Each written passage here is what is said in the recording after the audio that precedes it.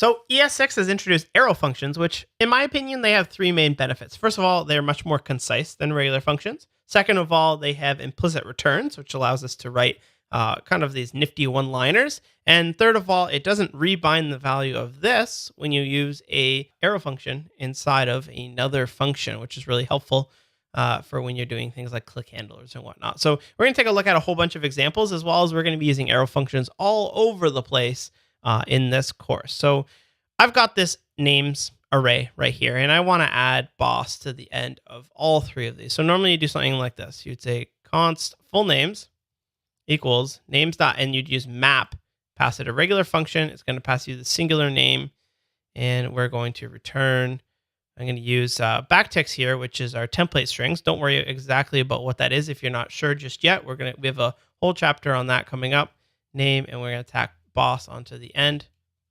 Console log the full names, right? So what this is going to give me, it's going to give me West boss, Cape boss, Lux boss in the entire array. It took this array, transformed it into whatever it was, plus the word boss on the end. Okay, so that makes sense to me, but where this is in an arrow function. So let's take a look at how we could rewrite that. I'm going to leave that one up just so we can visualize. So I'm going to say full names 2. And the first thing you do with an arrow function is you simply just delete the word function and you put in what's called a fat arrow. Now, if you've come from other programming languages, you might have seen that before, but in JavaScript, it's the first time we're seeing a fat arrow. So it's an equal sign with an angle bracket beside it. That will do exactly the same thing. If we console log it, should be no surprises there. We get the exact same thing. So that's the first thing that you can do. But we can go even further with it, where if you only have one parameter, so if you've got two parameters, that's what these parentheses are for. But if you got two parameters, you can do something like that. But if you only have one, it's no need to actually have the parentheses on it. So that's a bit of a stylistic choice. Some people say put the parentheses on regardless if you have one or two. But in my case, if I have one, I could do something like this. So that would do the same thing again with full names 3. Still working great.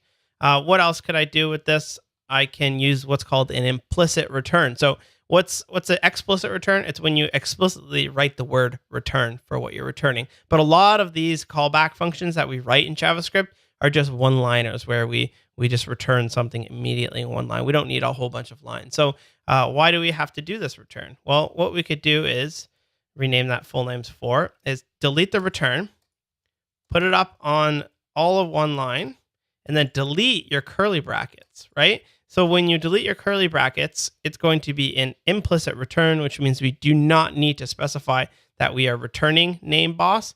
It will just assume that we're doing so. So this should give us the exact same thing. There we go. And then finally, if you have no arguments at all, in this case, obviously we need an argument, but if no arguments at all, you need to pass some empty parentheses there. And then you don't have a name in this case. Maybe we'll just say cool boss, and they'll all be cool boss at the end. Oops, we already used that variable. Here, it's a little bit of a lesson. Full names 4 has already been declared because I used it right here. You can't redeclare a variable when you're using const, so I should rename that to 5 and make that 5. Another thing we need to know about arrow functions, at least right now, they may change this in the future in future versions of JavaScript, is that arrow functions are always anonymous functions. What is an anonymous function? Anonymous function, or maybe let's talk about what's a named function. A named function is when you say something like this.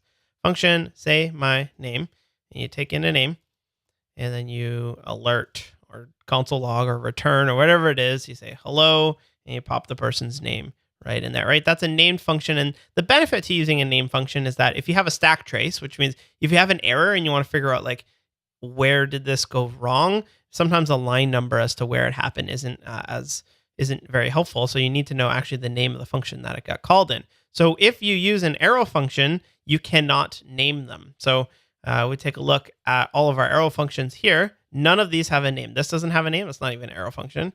This doesn't have a name. None of them have a name.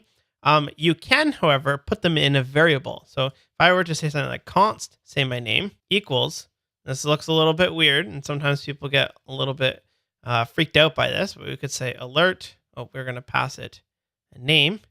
And we're going to alert hello and pop someone's name in there. Now I should be able to just go like this, say my name, pass it Wes. If you can spell your own name, that would be great.